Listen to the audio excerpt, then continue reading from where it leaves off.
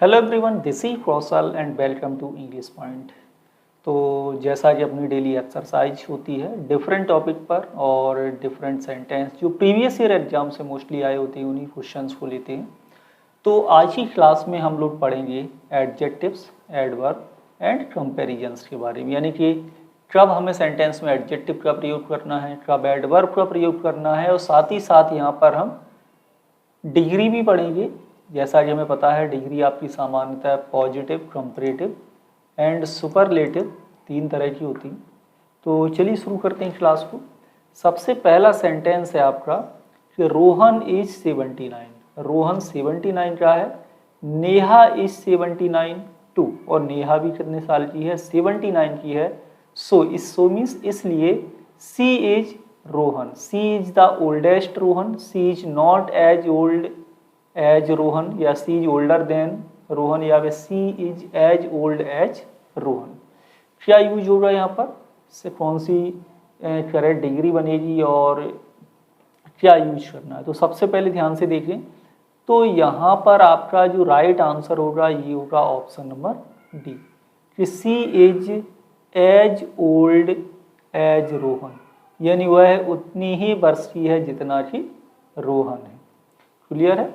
Option कौन सा right है? राइट आंसर है ऑप्शन नंबर डी, सेंटेंस 1 में। नेक्स्ट है सेंटेंस नंबर 2। दो लोग हैं आपस में बातें कर रहे हैं कि of all the cities in the world which city is to the equator, यानी संसार में जितनी भी सिटी हैं तो कौन सी सिटी इक्वेटर के, क्या इक्वेटर के closer than to the equator होगा, या the closest to the equator होगा, क्लोज टू द इक्वेटर होगा, या एज क्लोज एज इक्वेटर होगा? कौन सा ऑप्शन राइट होगा बताइए। करेक्ट आंसर क्या होगा? अब यहाँ पर देखो ये लिखा हुआ है of all the city, comparison किन में हो रहा है, यानी सभी शहरों में से कोई एक जो इक्वेटर है ना उसके नज़दीक शहर होगा, है ना। तो जो सबसे पास में होगा वो तो केवल एक ही होगा ना, क्या होगा? एक ही होगा।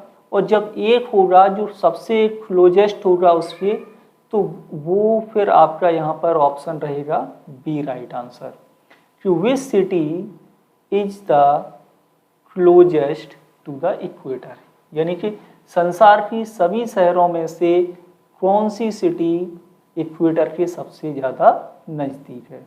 सॉरी, क्लोज टू, या तो यहाँ क्लोजेस्ट होगा। ठीक है। नेक्स्ट है सेंटेंस 3। सेंटेंस 3 में है कि डोंट फॉरगेट टू से प्लीज। प्लीज कहना मत भूलना when you want something from someone, जब तुम किसी व्यक्ति से कुछ चाहते हो। डियर, इट इज, तो रहता है आई अंडरस्टैंड मम, मुझे समझ में आ गया। तो एक माँ अपने बच्चे से कह रही है, तो इट इज पोलाइटर, या इट इज एज पोलाइट, या it is not as polite as, या पोलाइटर देन, क्या यूज करना है? तो यहाँ देखो यहाँ पर फिर आपका फुल स्टॉप लगा हुआ है। एज के बाद यहाँ पर आपका कोई नाउन या प्रोनाउन का यूज होगा जो कि नहीं लगा है। नॉट एज, ये गलत है, स्पेलिंग गलत है। नॉट एज पोलाइट एज के बाद भी आपका कोई नाउन या प्रोनाउन का प्रयोग होगा। पोलाइटर देन के बाद भी आपका कोई नाउन या प्रोनाउन आएगा। तो करेक्ट आंसर होगा option number A, it is politer. Comparative degree use होगी यहाँ पर सेंटेंस नंबर 3 में। ऑप्शन नंबर ए राइट रहेगा। नेक्स्ट है सेंटेंस 4। सेंटेंस 4 में है Rohan is 75 kilogram, Raman is 97 kilogram, यानी रोहन 75 किलो का है रोहन, एंड रमन कितने का है? 97 किलोग्राम उसका वेट है। तो सो रोहन इज डैश रमन, क्या ऑप्शन यूज होना है? तो रोहन ज़्यादा हैवी है या फिर रमन ज़्यादा हैवी है? तो रमन ज़्यादा हैवी है, तो Rohan is as heavy as Raman करेंगे, तो यानी इसमें तो बराबर होना चाहिए था। एज का यूज करेंगे, पॉजिटिव डिग्री आती है बीच में, तो यहाँ पर बराबर वो नहीं है। द हैवीएस्ट नहीं होगा, और राइट आंसर होगा ऑप्शन नंबर सी, कि Rohan is not as heavy as Raman, यानी रोहन उतना हैवी नहीं है जितना कि रमन है, क्योंकि रमन उससे 2 kg ज़्यादा है वेट में। सेंटेंस है 5, सेंटेंस 5 है you look very in this dress, हो रहता है थैंक यू आर वेरी। अब यहाँ पर क्या यूज होना है सेंटेंस 5 में, you look very the nicest होगा। सबसे पहले ध्यान दें कि वेरी, जब ये आपका क्या है, ये इम्फेसाइजिंग एडजेक्टिव है। क्या है ये? इम्फेसाइजिंग एडजेक्टिव है। इसके बाद एडजेक्टिव का प्रयोग होगा और पॉजिटिव डिग्री यूज होती है, सुपरलेटिव यूज नहीं होगा। अब ये नाइसली लिखा हुआ है आपका, तो नाइसली क्या है? नाइसली एडवर्ब है। नाइस क्या बताया मैंने आपको? एडजेक्टिव, और एडजेक्टिव में आप लगा दें ly, तो क्या बन जाएगा वो? आप फिर आपका एडवर्ब। तो वेरी के बाद यहाँ एडवर्ब यूज नहीं होगा, एडजेक्टिव यूज होगा। अब ऑप्शन नंबर सी और डी में से कौन सा राइट है? तो मैंने क्या किया, वेरी एम्फेसाइजिंग एडजेक्टिव है, इसके बाद पॉजिटिव डिग्री आती है। नाइसर आपका क्या हो जाएगा? कंपैरेटिव है। तो option number D right answer होगा कि you look very nice in this dress, आप इस ड्रेस में बहुत अच्छे दिखाई देते हैं। वो रहता है thank you you are very kind. तो ऑप्शन डी राइट आंसर है सेंटेंस 5 का। नेक्स्ट देखिए, नेक्स्ट है सेंटेंस नंबर 6 कि ही इज शाउटिंग एट दो चिल्ड्रन, वह उन बच्चों पर चिल्ला रहा है। डू यू नो वाई, तुम्हें पता है क्यों? तो वो कहता है because they damaged his car, उन्होंने उसकी कार को डैमेज कर दिया। कैसी कार? अच्छा, एक्सपेंसिव है, और यहाँ पर बताना है क्या यूज होगा सेंटेंस 6 में। तो ही इज शाउटिंग एट दो चिल्ड्रन, एंग्री होगा। तो एंग्री क्या है? एंग्री किसी व्यक्ति की विशेषता हो सकती है, तो एडजेक्टिव होगा। आगे है एज एंग्री एज, एज के बाद नाउन आना चाहिए, तो वो यहाँ पर नहीं है।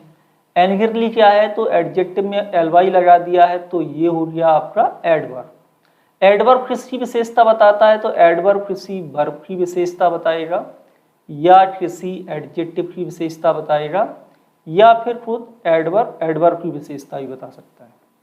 तो यहाँ पर है ही शाउटिंग एट दो चिल्ड्रन, तो शाउटिंग कर रहे हैं, कैसे कर रहे हैं शाउटिंग? एंग्रीली। तो यहाँ पर ये वर्ब की विशेषता बता रहा है, तो राइट आंसर ऑप्शन सी होगा angrily, and because they damaged his expensive car, महंगी कार को क्या कर दिया उन्होंने? एक्सपेंसिव कार को क्या कर दिया? डैमेज कर दिया। ऑप्शन नंबर सी राइट है क्वेश्चन नंबर 6 में।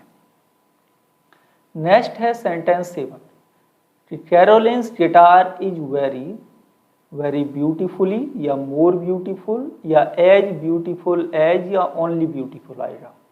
तो ब्यूटीफुली क्या है? आपका एडवर्ब है। एडवर्ब किसकी विशेषता बताता है? किसी वर्ब की, या किसी एडजेक्टिव की, या एडवर्ब खुद एडवर्ब की विशेषता बताएगा। अब यहाँ पर वर्ब तो है ही नहीं, है ना, बी वर्ब है, तो ये गिटार की विशेषता बता रहा है। गिटार क्या है आपका? गिटार है नाउन, और ऐसे शब्द जो किसी नाउन या प्रोनाउन की विशेषता बताते हैं क्या कहलाते हैं? वो कहलाते हैं एडजेक्टिव। तो हमें यहाँ पर एडजेक्टिव का प्रयोग करना है, और कंपैरिजन नहीं कर रहे हैं किसी में यहाँ पर। तो आपका जो एडजेक्टिव यूज होगा वो पॉजिटिव डिग्री में प्रयोग होगा। ऑप्शन नंबर डी होगा राइट कि Caroline's guitar is very beautiful, I like the wood work on it and she plays it quite के बाद आएगा आपका वेल यहाँ पर क्या है? वेल है एडवर्ब, जो कि प्ले यानी कि बजाना, प्ले की विशेषता बता रहा है। प्ले हो गई आपकी वर्ब, और वर्ब की जो विशेषता बता रहा है वो हो जाएगा आपका एडवर्ब। नेक्स्ट सेंटेंस देखें, नेक्स्ट है सेंटेंस 8। सेंटेंस 8 में है we can win the game, हम गेम जीत सकते हैं। They can win the game too, वे भी गेम को जीत सकते हैं, क्योंकि दे आर अस, अब भी हमसे क्या है? They are stronger, they are as strong as us, या दे आर स्ट्रॉन्गर अस, या दे आर द स्ट्रॉन्ग। अब यहाँ पर ध्यान से देखो, हैं तो दो, लेकिन दोनों ही जीत सकते हैं। तो इसका मतलब है कि वो उतने ही स्ट्रांग हैं जितने कि हम हैं, यानी कि बराबरी भी हो सकती है, हम भी जीत सकते हैं, वो भी जीत सकते हैं, कोई भी जीत सकता है, क्योंकि दे आर एज स्ट्रांग, क्या आएगा, they are as strong as us, क्योंकि वो इतने उतने ही स्ट्रांग हैं जितने कि हम हैं। तो इस सिचुएशन में यहाँ पर ऑप्शन। तो नेक्स्ट है सेंटेंस नंबर 9। सेंटेंस 9 में है the rain is dash it was yesterday. तो बी पर्सन कहता है yes thank God we are today and can stay home. तो रेन कैसी है, rain is heavier than it was yesterday, या हैवी इट वाज यस्टरडे, या as heavy as it was yesterday, या the heaviest. कौन सी डिग्री यहाँ पर प्रयोग करेंगे, पॉजिटिव, कंपैरेटिव या सुपरलेटिव। तो यहाँ पर देखिए कंपैरिजन हो रहा है। कंपैरिजन क्या हो रहा है, अभी जो बारिश हो रही है और जो कल बारिश हुई थी उसमें, तो कंपैरेटिव डिग्री का प्रयोग करेंगे। और कंपैरेटिव डिग्री में हैवी क्या हो जाएगा, हैवियर, हैवियर के बाद आएगा than, the rain is heavier than it was yesterday, यानी रेन उतनी ही हैवी है जितनी, यानी कि कल से ज़्यादा हैवी है आज। तो कहता थैंक गॉड वी आर, अब ये यहाँ पर क्या होगा, वी आर, तो हम आज फ्री हैं और कहाँ ठहर सकते हैं, घर पर ठहर सकते हैं। ऑप्शन ए सेंटेंस नंबर 9 में राइट है। नेक्स्ट है सेंटेंस नंबर 10 कि London is 45 kilometre away from our city. जो लंदन है वो हमारे शहर से कितनी दूरी पर है, 45 किलोमीटर की दूरी पर है, लेकिन ऑक्सफर्ड इज 78 किलोमीटर अवे, और ऑक्सफर्ड कितनी दूरी पर है, 78 किलोमीटर की दूरी पर है। तो इसलिए यहाँ पर क्या होगा कि London is dash to our city dash Oxford, क्या यूज करेंगे क्वेश्चन नंबर 10 में। तो लंदन तो क्लोज है ना, क्लोजर हो जाएगा, क्लोजर टू आवर सिटी, यानी London is closer to our city than, यहाँ पर कंपैरिजन हो गया ऑक्सफर्ड से, यानी ऑक्सफर्ड में और लंदन में कंपैरिजन हो गया, कंपैरेटिव डिग्री का प्रयोग कर दिया। ऑप्शन कौन सा राइट हुआ, राइट आंसर क्वेश्चन नंबर 10 में ऑप्शन नंबर बी। नेक्स्ट है सेंटेंस 11। तो this pillow doesn't feel at all, it is an extra firm pillow, it isn't soft but I can sleep on it. हाँ right answer, कौन सी degree यहाँ पर प्रयोग करेंगे सेंटेंस 11 में। तो सबसे पहले देखो फील, फील आपकी जो वर्ब है ना, ये कैसी वर्ब है, तो फील वर्ब है आपकी लिंकिंग वर्ब। कैसी वर्ब है, लिंकिंग वर्ब, और वर्ब के बाद, लिंकिंग वर्ब के बाद आपका एडजेक्टिव प्रयोग किया जाता है। क्या यूज होता है, एडजेक्टिव, एडवर्ब यूज नहीं होगा। तो सॉफ्टली एडवर्ब है, इसको हटा दीजिए। अब यहाँ पर कंपैरिजन हो रहा है क्या किसी इस पिलो में या किसी अन्य में, तो यहाँ पर आप ध्यान से देखेंगे तो कंपैरिजन नहीं हो रहा है। तो सबसे पहले softer, as soft as, comparison नहीं हो रहा है। Option number D right answer होगा। क्या होगा, this pillow doesn't feel soft at all, it is an extra firm pillow, it isn't soft but it can sleep. Sleep के बाद अब यहाँ पर क्या करेंगे, but I can sleep on it, तो मैं इस पर कैसे सो सकता हूँ। तो सोने की विशेषता, स्लीप क्या है इस सेंटेंस में आपका, तो स्लीप है आपकी वर्ब, और वर्ब की विशेषता बताएंगे तो वो किससे बताएंगे, एडवर्ब से। तो एडवर्ब लिखा है ना, कंफर्टेबल एडजेक्टिव, एडजेक्टिव में एलवाई लगाएंगे, एडवर्ब बन जाएगा। ऑप्शन कौन सा राइट होगा, राइट आंसर होगा ऑप्शन नंबर डी सेंटेंस 11 में। नेक्स्ट है सेंटेंस 12। सेंटेंस 12 है I think you can work with either of the lawyers. मुझे लगता है तुम किसी भी लॉयर के साथ काम कर सकते हो। दे आर बोथ सक्सेसफुल, वे दोनों ही सक्सेसफुल है। The first one is dash the other, यानी पहला वाला दूसरे वाले से क्या है, इज एक्सपीरियंस्ड अदर, या as experienced as other, the most experienced, या नॉट एज एक्सपीरियंस्ड एज। क्या यूज करना है क्वेश्चन नंबर 12 में। तो देखो दोनों ही सक्सेसफुल है, यानी कि जितना ये एक जानता है उतना ही दूसरा जानता है ना। तो यहाँ पर निगेटिव तो नहीं बनाएंगे, सुपरलेटिव कोई है नहीं और कंपेरिजन हो रहा है, तो आप इस तरह से करेंगे एज एक्सपीरियंस्ड, है ना, एक्सपीरियंस्ड यहाँ पर एडजेक्टिव है, as experienced as the other. Clear, option B right होगा क्वेश्चन नंबर 12 का। नेक्स्ट है सेंटेंस 13 कि you sounded dash on the phone this morning, is everything okay. कोई पूछ रहा है क्या सब कुछ ठीक है, क्योंकि तुम साउंड कैसा कर रहे थे आज सुबह फोन पर, एज, सैड एज, या सैडली, सैड, या द सैडेस्ट, है ना। और यहाँ पर है I am not dash don't worry, है ना। कौन सा ऑप्शन राइट होगा क्वेश्चन नंबर 13 में। तो देखो यहाँ जो साउंड वर्ब है, तो साउंड वर्ब भी यहाँ पर एज एन लिंकिंग वर्ब की तरह प्रयोग हुई है, और लिंकिंग वर्ब के बाद आता है एडजेक्टिव। एडवर्ब का यूज नहीं करना है, तो ये हटा दो। कंपेरिजन किसी में नहीं हो रहा है, ऑप्शन नंबर डी नहीं आएगा। सुपरलेटिव बनेगा नहीं, तो ऑप्शन नंबर कौन सा रहेगा, सी राइट होगा। You sounded sad on the phone this morning, is everything okay, तो कह रहा है I am not bad don't worry, चिंता मत करो सब ठीक है। तो ऑप्शन नंबर सी राइट है क्वेश्चन नंबर 13 में। नेक्स्ट है सेंटेंस नंबर है 14 कि I think your friend is dash girl in this beauty contest, I am sure she will be the new Q. Question number 14 कौन सा adjective, कौन सी degree प्रयोग करेंगे क्वेश्चन नंबर 14 में।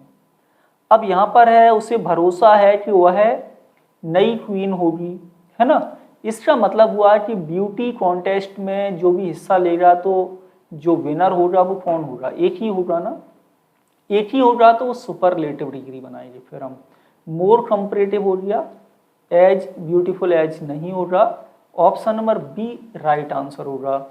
क्या यूज करना है, the most beautiful, the most beautiful आपका राइट आंसर होगा क्वेश्चन नंबर 14 में, ऑप्शन बी। नेक्स्ट है सेंटेंस 15 कि Rebecca is usually dash Beatrice because she is dash her, she loves interesting with people, यानी वह लोगों के बीच इंटरेक्ट होना पसंद करती है। तो दो पर्सन है, और जब दो पर्सन है तो यहाँ पर क्या हो रहा है, फिर कंपेरिजन हो रहा है दोनों में। तो देखिए द मोस्ट फ्रेंडली, सुपरलेटिव नहीं आएगा, as friendly as and the more friendly than. हाँ, अब यहाँ पर क्या है, यहाँ पर आपका जो राइट आंसर होगा ऑप्शन नंबर डी राइट नहीं है, बी और डी में से राइट आंसर होना है। अब बताइए क्या होगा, कौन सा ऑप्शन राइट होगा। अब यहाँ पर दोनों सेंटेंस में कंपैरेटिव डिग्री यूज हो रही है ना, दोनों में कंपैरेटिव हो रही है, लेकिन यहाँ इसमें तो है लेकिन बराबर नहीं है, तो यहाँ पर ये ऑप्शन नंबर बी राइट नहीं होगा, ऑप्शन नंबर सी राइट होगा। राइट आंसर है more friendly than Beatrice because she is more extroverted, more extroverted than her. ठीक है, एक्सट्रोवर्ट पीपल होते हैं, introvert and extrovert. Extrovert people होते हैं जो लोगों के बीच इंटरेक्ट करना पसंद करते हैं, उनके साथ बात करते हैं, यदि लोग उनसे नहीं मिलेंगे तो वो खुश नहीं होंगे। Introvert people, sorry extrovert people, introvert तो अकेले रहना पसंद करते हैं। नेक्स्ट है 16 में Rohan is dash at tennis his sister because he has practised a lot too. अब यहाँ पर बताओ क्वेश्चन नंबर 16 राइट आंसर। तो Rohan is as good at tennis as, या फिर Rohan is the best. Superlative तो यूज होना ही नहीं है, दो लोग हैं, कंपैरिजन चल रहा है, लेकिन कैसा है, बराबर के हैं क्या, तो बराबर का कंपैरिजन है, क्योंकि यहाँ पर यूज हो रहा है टू, यानी कि दोनों जो टेनिस में है वो समान है। एज वेल का यूज होगा नहीं होगा, गुड का यूज होगा नहीं होगा, ऑप्शन नंबर ए राइट होगा। Rohan is as good at tennis as, तो एज डॉट डॉट एज का प्रयोग हो गया, दोनों में समान क्वालिटी है, बराबर की है, तो एज एज का प्रयोग किया गया। ऑप्शन नंबर ए सेंटेंस 16 में बिल्कुल सही है। सेंटेंस है 17 way to peel tomatoes is to keep them in hot water for some time first. यानी कि जो सबसे सरल तरीका है टमाटो को पील करने का, पील मतलब होता है छीलना। अब आप लोग सोच रहे हो कि टमाटर को कैसे छील सकते हैं, चाकू से या किसी अन्य से, तो उससे नहीं छील सकते आप।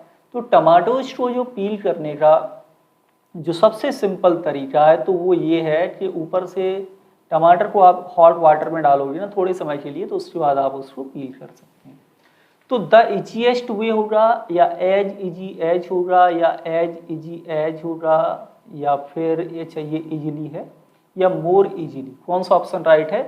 तो सबसे इजीएस्ट वे तो एक ही होगा, एक होगा तो सुपरलेटिव डिग्री बनाएंगे, ऑप्शन नंबर ए राइट होगा, the easiest way to peel tomatoes.